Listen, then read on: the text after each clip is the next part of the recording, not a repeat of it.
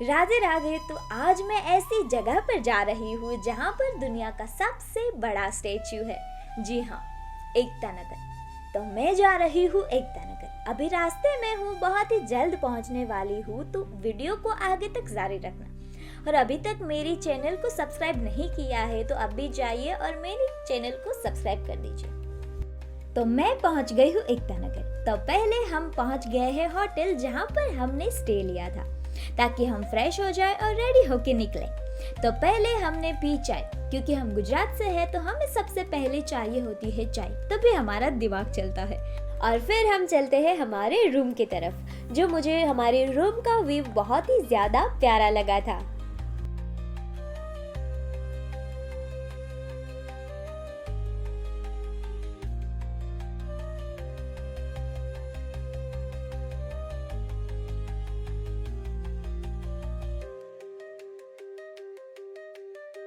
और फिर पूरे रूम में से मुझे सबसे ज्यादा पसंद आया था विंडो से ये दिखने वाला प्यारा सा व्यू। तो मैं हो गई थी रेडी, पर दोपहर हो चुकी थी तो हमने सोचा पहले खाना खा लेते हैं। हम ऐसी जगह पर खाना खाने आए जहाँ पर खाना बनाने से लेकर पूरी नर्सरी महिलाओं द्वारा संचालित है और खाना भी अत्यंत स्वादिष्ट था।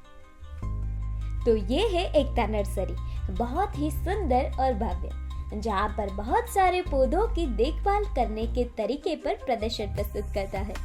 यहाँ पर से स्थानिक महिलाओं का रोजगार होता है। पूरी नर्सरी महिलाओं द्वारा संचालित है, जो महिलाएं सशक्तिकरण की तरफ एक बहुत बड़ा कदम है। मुझे ऐसे ऐसे पौधों के बारे में जानकारी मिली और देखने को मिला जो मैं पहली बार देख रही थी। तो इन सभी पौधों के बारे में आप लोगों का जानना भी अति आवश्यक है। मुझे तो बड़ा सुंदर लगा, पर आप लोगों को भी मिलवाती हूँ एक ऐसे व्यक्ति से जो यहाँ पर महिलाएं काम करते हैं। उनमें से एक महिला से हम जानकारी लेते हैं। तो चलिए। बोनसाई यूनिट पे आपका स्वागत है। मेरा नाम शारदाबेन तड़वी है। मैं यहाँ गोरागांव से आती हूँ। बड़े पेड़ जैसे छोटे पेड़ बनाने की कला है, इसको बोनसाई बोलते हैं। सब अलग अलग पौधे की बनाई है और अलग अलग तरीका से बनाई है। हमने यहाँ फॉरेस्ट विभाग में से तारीफ दी, हम बनाते भी है, सेल भी करते हैं और सिखाते भी है। सिखाने के लिए 150 रुपीज चार्ज है और बना के ले जाना है तो इसका चार्ज अलग से देना है। बोनसाई एक जापानी टेक्निक है। आप कोई भी पौधा लेके बोनसाई बना सकते हैं। उसको साल में 1-2 बार ऊपर से कट करते रहना है और शेप देने के लिए एल्यूमिनियम और कॉपर का वायर यूज करना है। आपके मन से हिसाब से जैसे मोड़ना है वैसे मोड़ कर डारी और तार दोनों ऊपर से कट कर देना। जैसा बड़ा पेड़ कुदरत में होता है, इसका मिनिएचर प्लांट बना के ऑफिस में या मकान में शो में रखने के लिए है। हमारे पास 1000 से शुरू होते हैं तो 20,000 तक की बोनसाई है। और बोनसाई 2 तरीका से बना सकते हैं, छोटा पौधा लेके भी और ग्राफ्टिंग करके भी। हमारे पास आम है, चीकू है, बरगद है, पीपल है, ड्राफ मधुकामिनी है, बेलमालफिजिया है, मोटी पीपल है, टेलिया है। और यहाँ पे हम जितना साल पुराना है इस हिसाब से इसकी कॉस्ट नक्की करते हैं। जो यहाँ स्टैच्यू ऑफ यूनिटी बना तब से यहाँ गुजरात फॉरेस्ट डिपार्टमेंट तरफ से ट्रेनिंग दिया।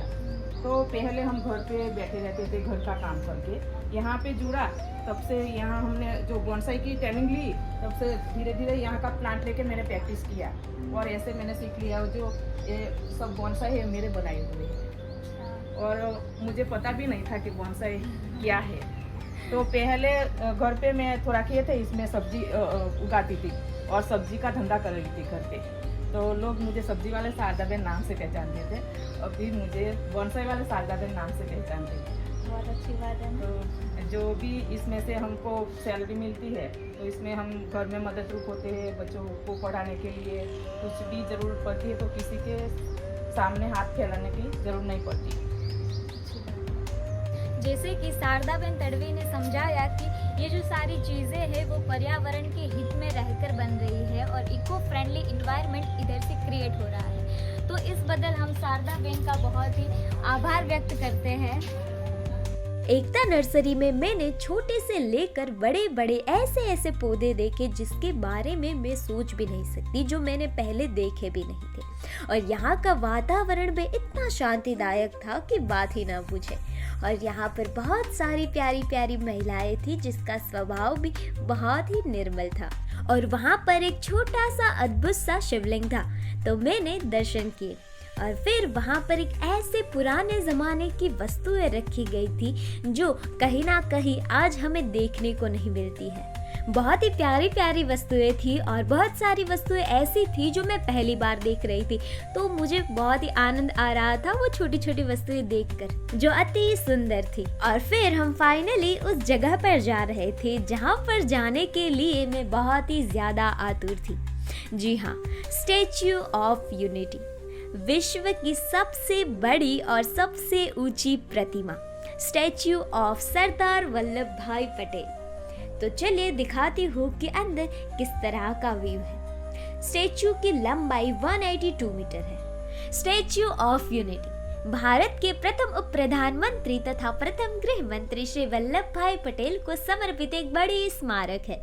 स्टैच्यू बनाने से पहले ये प्रतिमा बनाई गई थी चेहरे का स्ट्रक्चर देखने के लिए, और उसके बाद लोहे का स्ट्रक्चर बनाया था।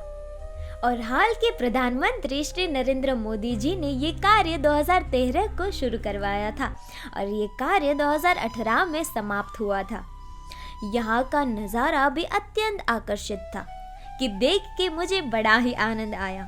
और यहाँ पर इतने भव्य तरीके से वस्तुएं दर्शाई है और बहुत सारे हिस्ट्री भी जानने को मिलती है जो हमें बहुत सारे हिस्ट्री पता भी नहीं है। और यहाँ पर थिएटर भी रखा गया है जिसमें सरदार वल्लभ भाई पटेल के हिस्टोरिकल वीडियोस के बारे में और उनके कार्यों के बारे में दिखा। और सरदार वल्लभ भाई पटेल का स्वप्न था सरदार सरोवर डैम का, जो आज हम उनके हृदय से खड़े रहकर देख सकते हैं। है ना बड़ा भव्य नज़ारा? मुझे तो बहुत ही ज्यादा प्यारा लगा था।